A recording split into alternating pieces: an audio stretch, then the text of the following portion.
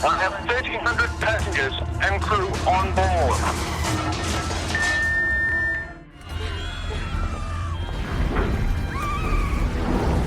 A foggy night, a missed warning, and suddenly, 3 ships crash into the same underwater wreck like a chain reaction with a billion-dollar price tag. And what about the oil tanker that was denied safe harbor, only to break in half and ruin an entire coastline? These shipping tragedies didn't just break records, they broke the rules of common sense. These are 10 of the most expensive shipping disasters in history. Number 10. Carnival Splendor. They say the ocean is unpredictable, but who could have predicted a luxury cruise turning into a floating nightmare? The Carnival Splendor, a 952-foot titan of the seas, set sail on November 8, 2010, promising a sun-soaked escape to the Mexican Riviera. But just a day into the voyage, disaster struck. A raging fire deep in the engine room crippled the ship, leaving 4,500 passengers and crew stranded, powerless, and at the mercy of the waves. What followed wasn't just a vacation gone wrong. It was a logistical and financial catastrophe that cost Carnival staggering billions.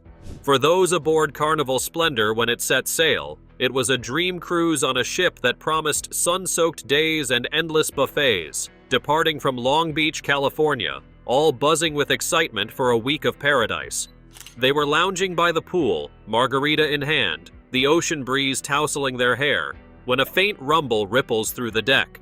Not the kind of vibration that says we're on our way, but something different, something that makes the hairs on your neck stand up. Down in the engine room, one of the ship's 6 diesel generators has just sparked a fire, and not the cozy campfire kind.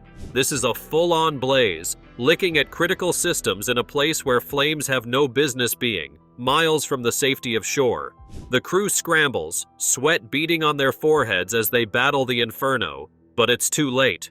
The fire races through the electrical cables like a hungry predator, severing power to everything.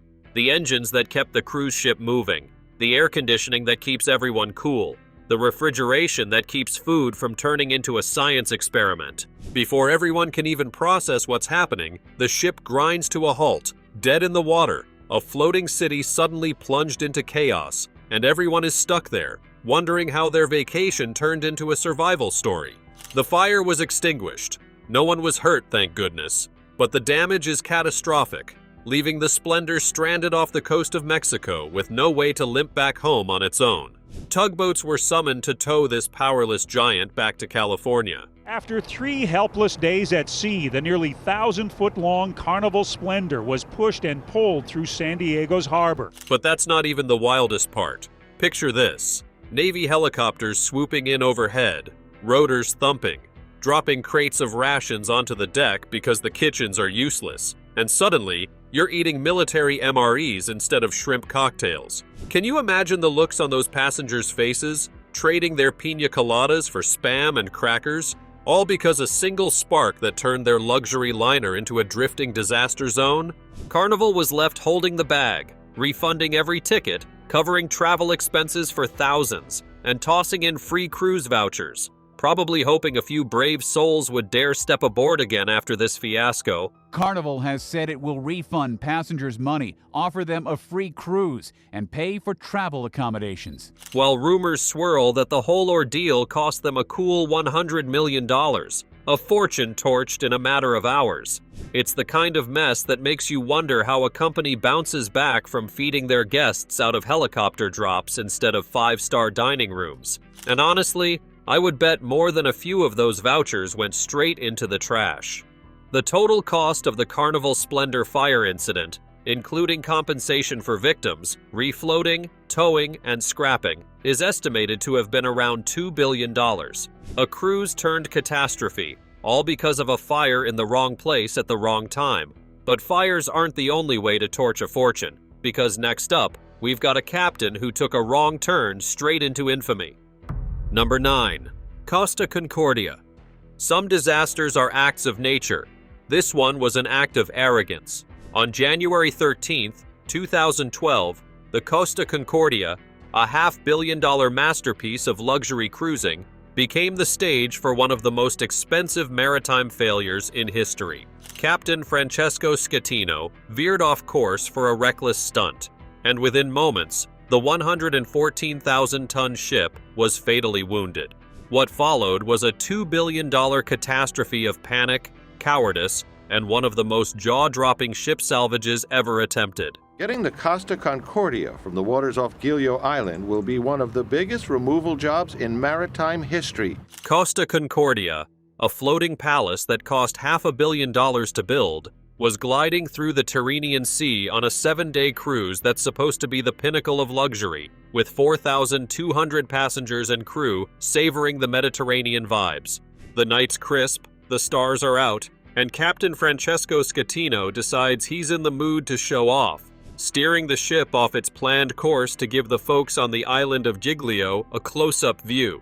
A little nautical salute that sounds charming until you realize he's playing fast and loose with a 114,000-ton cruise ship. Suddenly, there's a sickening crunch, the kind that reverberates through your bones, as the Concordia slams into an underwater rock just 500 feet from shore, ripping a 160-foot gash in its hull, and before one can blink, the ship was tilting hard, water rushing in, lights flickering out, turning your dream vacation into a scene straight out of a horror movie.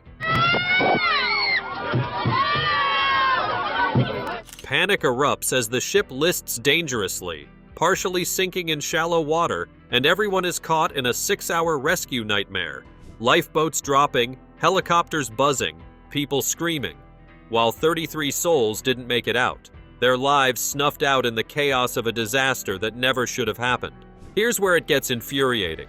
Schettino, the man in charge, didn't stick around to lead. He was one of the first off, abandoning his ship and everyone on it, later claiming he tripped into a lifeboat. Yeah, right, leaving the crew and passengers to fend for themselves as he hightails it to safety. And at one point, the ship was so tilted that he slipped, he lost his footing, and he fell into a lifeboat. An investigation pins the blame squarely on him, his reckless detour and cowardice earning him 16 years in prison for manslaughter. But the real gut punch is what happens next. The Concordia was declared a total loss, its gleaming decks now a twisted wreck, and the salvage operation becomes a saga of its own. Engineers welding flotation tanks to its sides, towing it 200 miles to Genoa for scrapping. A 5-year ordeal that's one of the biggest maritime rescues in history. By the time you add up victim compensation, the lost ship, and that Herculean salvage effort, the bill skyrockets to an estimated $2 billion, a fortune sunk not by fire or storm, but by one man's ego trip that turned a routine cruise into a global spectacle of shame. It's the kind of disaster that makes Carnival's hot mess look like a warm-up act. But not every wreck needs a villain to bleed billions. Sometimes, it's just a twist of fate that flips the script entirely. Number 8. MV Golden Ray. Most shipping disasters happen in raging storms. This one happened on a calm, clear night. On September 8, 2019, the MV Golden Ray, packed with 4,200 brand new cars, set sail from Brunswick, Georgia. But within minutes, the massive vessel capsized, toppling like a fallen domino. No iceberg, no rogue wave, just one catastrophic mistake that turned an ordinary voyage into a billion-dollar salvage nightmare. What went wrong?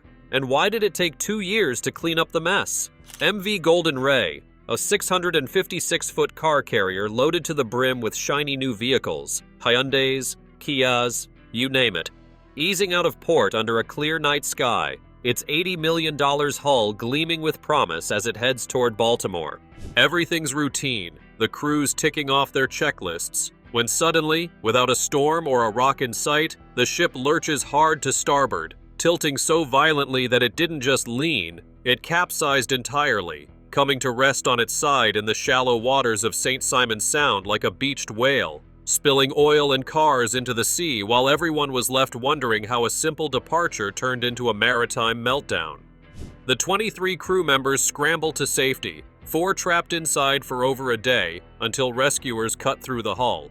This Coast Guard video capturing the moment the final crew member trapped inside the Golden Ray makes his way out of the overturned hull. But the real disaster's just beginning, because this isn't a quick fix. This is a slow-motion catastrophe that's about to choke a coastline. Investigators later uncover the culprit: a crew error in managing the ballast water, the stuff that keeps a ship stable, miscalculated so badly that the Golden Ray's center of gravity was off, turning it into a top-heavy domino ready to fall at the slightest nudge. Now picture the aftermath: oil slicks creeping across the Sound, fuel leaking from the wreck, and those 4,200 vehicles, worth tens of millions, either crushed, drowned, or torched when fires break out during salvage attempts. Reports say all crew members are safe and accounted for. There's no word right now on what caused the fire. All while local fishermen and tourism operators watch their livelihoods sink alongside it. The salvage operation becomes a 2-year epic, with crews slicing the ship into 8 massive chunks using giant cutting chains, hauling each piece away as oil containment booms struggle to keep the mess from spreading.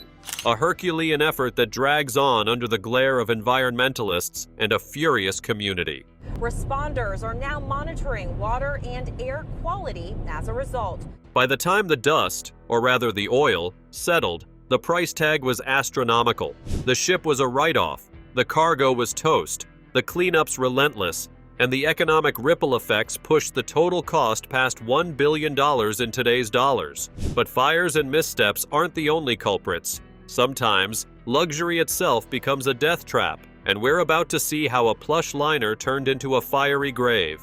Number 7. SS Morro Castle.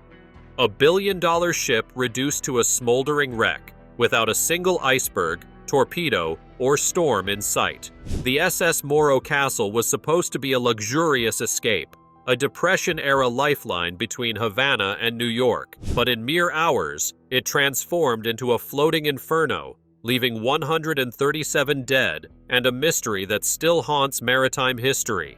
In the end, 86 passengers and 49 crew were victims of the tragedy, and the official inquiry into the disaster. What caused this fire? And did the captain's sudden death just hours earlier seal the ship's fate? On September 5, 1934, the SS Morro Castle steamed northward from Havana, a plush ocean liner basking in its role as a Depression-era escape, its 549 passengers and crew savoring the final leg of a journey to New York. The ship's $4 million frame, a hefty sum in those days, humming with the promise of a grand arrival, when an unsettling shadow fell across the decks. Captain Robert Wilmot, a seasoned mariner, collapsed dead from a heart attack, leaving the vessel in the hands of his first officer as whispers of unease rippled through the corridors. Mere hours later, around 2:50 a.m., a faint glow flickered to life in a storage locker near the writing room, a spark that seemed trivial until it erupted into a ferocious blaze, fueled by the ship's wooden paneling and varnish-soaked decor, transforming the luxurious liner into a floating furnace that devoured everything in its path. A fire so relentless it turned the night into a hellscape off the New Jersey coast. A fire broke out in Storage Locker B in the first-class writing room on B deck, and within minutes had rapidly spread across the ship.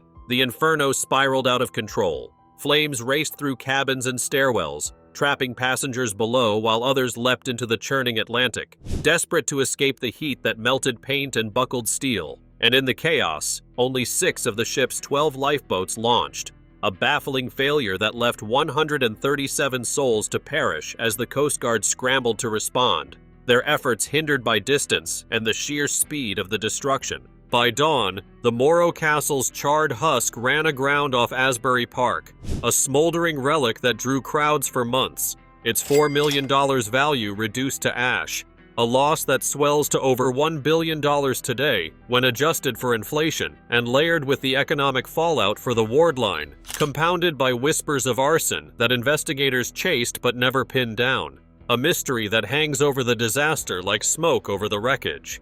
It's a wreck that lingers in maritime lore, less for its size than for the eerie double punch of a captain's death and a fire's wrath. A 1-2 blow that turned a routine cruise into a fiery grave off a shore that couldn't look away. And speaking of iconic losses, here's one you've heard of that took ambition to the bottom of the sea.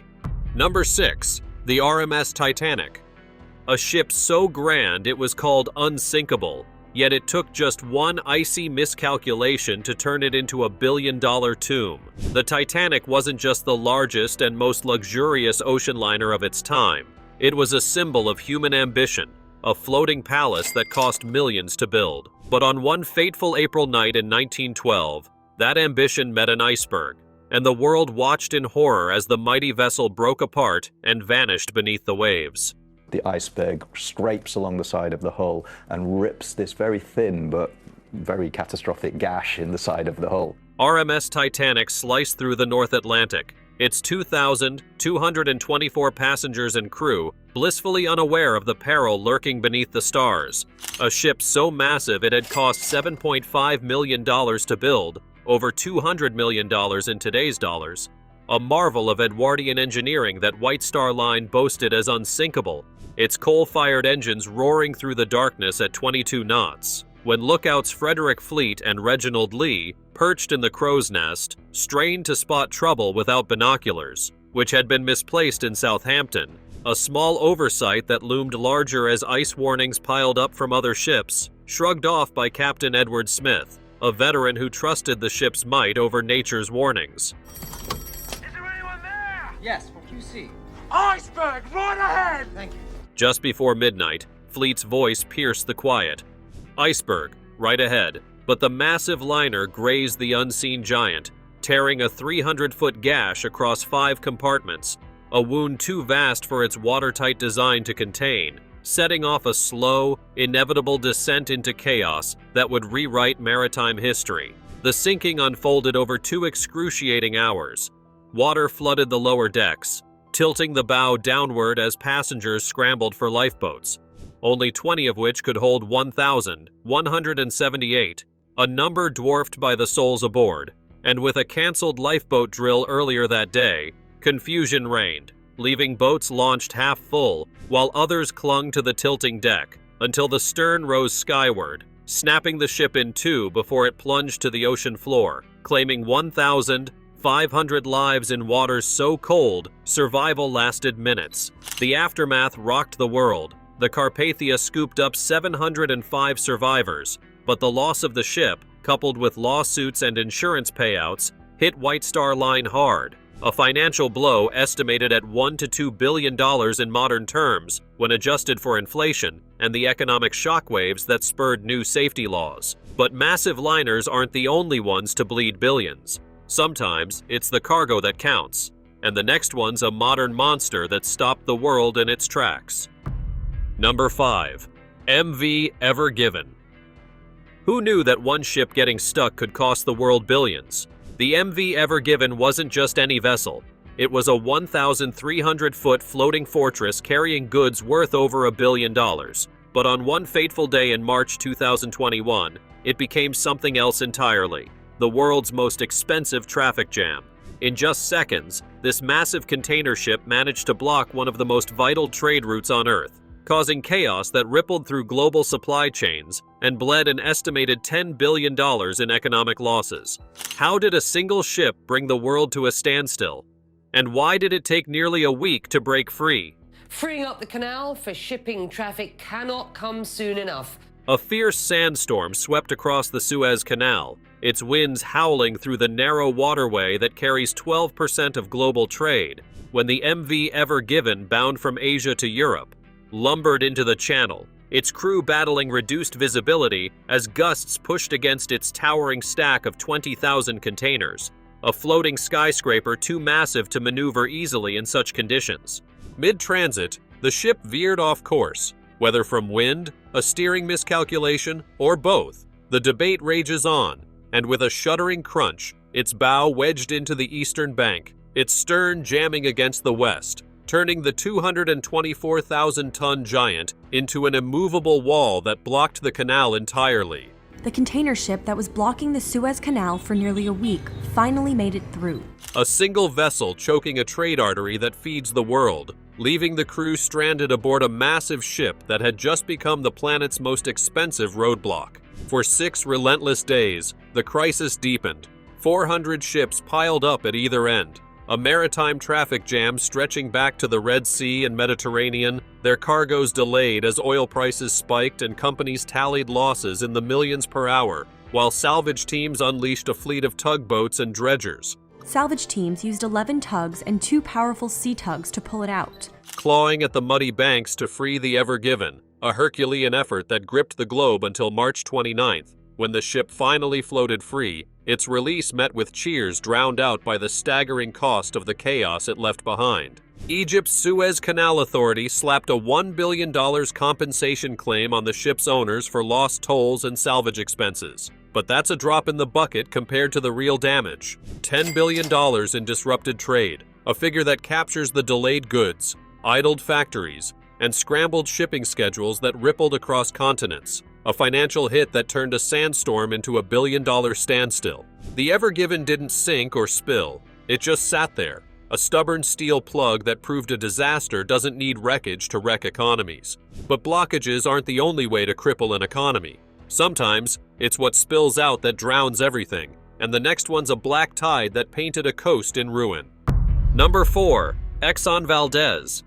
A single mistake can cost billions, but when that mistake spills into the ocean, the damage lasts for generations. The Exxon Valdez disaster wasn't just an oil spill, it was an environmental catastrophe that blackened Alaska's pristine waters and drowned Exxon in lawsuits, fines, and public outrage. The tanker, the Exxon Valdez, had just loaded more than 1 million barrels of Alaskan crude. One moment of human error, one disastrous miscalculation, and suddenly 11 million gallons of crude oil were choking the coastline, smothering wildlife, and crippling industries. How did one tanker's missteps spiral into one of the most expensive environmental disasters in history? And why, decades later, is the world still paying the price? Just past midnight on March 24, 1989, the Exxon Valdez churned through Prince William Sound, Alaska, its tanks swollen with 53 million gallons of crude oil, a liquid lifeline bound for refineries, when third mate Gregory Cousins, alone at the helm after Captain Joseph Hazelwood retired below deck following a few drinks, wrestled with a course change that pushed the tanker off its safe path, a decision that turned deadly as the radar pinged Bligh Reef ahead, a jagged threat lurking beneath the surface, ignored until the hull screamed against rock, ripping open with an 11 million gallon gush that flooded the pristine waters. A black tide unleashed by a crew stretched thin and a captain absent at the worst possible moment. 42-year-old Captain Joseph Hazelwood was highly regarded by his crew. The ship shuddered to a halt, its single hull no match for the reef's bite, and within hours, the spill began its stern march across one of Earth's last wild frontiers. The disaster spiraled outward, oil-coated 1,300 miles of coastline, a toxic cloak that smothered 250,000 seabirds, thousands of otters, and countless fish, leaving fishing fleets idle and coastal towns reeling as Exxon's response faltered, their skimmers and booms outpaced by a slick that spread with relentless fury. A cleanup effort that stretched into years, while the world raged at a corporate giant caught flat-footed, its safety protocols as leaky as the tanker itself. Day 10 of the oil spill crisis, and the cleanup effort still just beginning. Lawsuits piled up, fines loomed, and the public's outrage fueled a legal saga that dragged on for decades. Hazelwood's lapse and Cousins' inexperience became symbols of negligence that couldn't be scrubbed away. The cost was a tsunami. Exxon shelled out $1.1 billion for cleanup alone, a frantic bid to mop up oil and salvage wildlife. But when adjusted for inflation and stacked with settlements, fines, and the economic devastation to Alaska's fishing and tourism industries, the total soared past $7 billion. And speaking of tsunamis, here's a blast from the past that leveled a city without even trying. Number 3. SS Mont-Blanc. Some shipping disasters unfold over days, racking up billions in losses, but others strike in an instant, leaving behind nothing but fire, rubble, and shockwaves felt for miles. The Halifax explosion wasn't just one of the most devastating maritime disasters. It was the deadliest man-made blast before the atomic age. A single spark, a burning cargo of high explosives, and in seconds, an entire city was reduced to ruins. How did a routine morning in Halifax turn into an apocalyptic nightmare? And how does a ship that never sank still rank among the costliest disasters in maritime history? Halifax Harbor buzzed with the frenetic pulse of wartime Canada. In December of 1917, it was also the site of one of the worst disasters in Canadian history. A vital hub where ships darted in and out, ferrying supplies to a Europe locked in the Great War, when the SS Mont-Blanc, a weathered French freighter, eased into the Narrows, its belly stuffed with a lethal arsenal, 2,300 tons of picric acid, 200 tons of TNT, 35 tons of benzol, and 10 tons of gun cotton, a cargo so volatile it could have leveled a battlefield, let alone a port city. That morning, it crossed paths with the Emo, a Norwegian relief ship steaming outbound, and in a moment of miscommunication, their courses tangled. Nothing dramatic, just a glancing blow, but the collision sparked a fire on SS Mont-Blanc's deck, the benzol igniting into a blaze that danced perilously close to the explosives below. A ticking time bomb no one on shore fully grasped as sailors leapt into lifeboats, abandoning their doomed vessel, while onlookers gathered, drawn by the spectacle of smoke rising over the water. 20 minutes later, the SS Mont-Blanc detonated, unleashing a blast so monstrous it remains the largest man-made explosion before the atomic age, a force that shattered windows 60 miles away, leveled half of Halifax, killed 2,000 people, injured 9,000, and triggered a tidal wave that swept through streets, hurling debris and bodies alike, the ship itself disintegrating into a cloud of ash and steel as a cannon barrel landed 3 miles from the epicenter. The city lay in ruins, homes splintered, factories flattened, survivors stumbling through a haze of smoke and screams, because wartime haste and a lack of clear signals turned a routine maneuver into an apocalyptic disaster, one that no amount of preparation could have softened. The financial wreckage was colossal, $35 million in 1917 damages, a sum that translates to $500 million today when adjusted for inflation and layered with the lost trade, obliterated infrastructure, and economic paralysis that gripped the region for years. A price tag that barely hints at the human toll of a community erased in an instant. But explosions aren't the only way to lose it all. Sometimes, it's a slow unraveling that drowns a coast in black. Number 2. The Prestige. When a ship is in trouble, the worst thing you can do is push the problem away. But that's exactly what happened with the Prestige. A storm, a fractured hull, and a desperate crew pleading for help should have led to a swift rescue. Instead, Spain and Portugal turned their backs, refusing to let the damaged tanker dock. That fateful decision didn't just doom the ship, it unleashed a billion-dollar catastrophe. What followed was one of the worst oil spills in history. Around 50,000 tons of oil escaped, polluting the Spanish, Portuguese, and French coasts. A slow-motion disaster that blackened Spain's coastline, wrecked its fishing industry, and left an economic scar that took over a decade to heal. Off the rugged coast of Galicia, Spain, the Prestige, a 26-year-old oil tanker creaking under the weight of 20 million gallons of heavy fuel oil, battled a ferocious Atlantic storm, its single hull groaning as waves hammered its sides. When a thunderous crack split the night, a 50-foot gash tore open along its starboard flank, spilling oil into the churning sea, a wound that turned a routine voyage from Latvia to Gibraltar into a desperate fight for survival. The crew radioed for help, pleading to bring the leaking beast into port, but Spain's authorities balked, fearing a spill in their harbors, and Portugal followed suit, shoving the Prestige back out into the tempest, a decision that sealed its fate as the ship limped farther offshore, its hull weakening with every mile, oil streaming behind it like a dark omen, while the world watched a disaster unfold in agonizing slow motion. 6 days later, the inevitable happened. The Prestige snapped in two, its bow and stern sinking to a depth of 12,000 feet off the Galician coast, unleashing the full 20 million gallons into the Atlantic, a black tide that coated 1,900 miles of shoreline, smothering beaches, poisoning fisheries, and strangling tourism across Spain, France, and Portugal. A mess so vast it took 130,000 volunteers and a decade to scrub away, though the scars never fully faded. The ecological toll was brutal. Thousands of seabirds perished, oyster beds vanished, and fishing fleets sat idle, their nets useless against an oil-slicked sea, while Spain's government pointed fingers at the ship's Bahamian owners and the lax regs that let an aging tanker sail, turning a regional crisis into an international shouting match that dragged through courts for years, a blame game that couldn't undo the damage already soaking into the sand. The financial hit was astronomical. Cleanup, compensation for fishermen and businesses, and salvaging the wreck piled up to $4.3 billion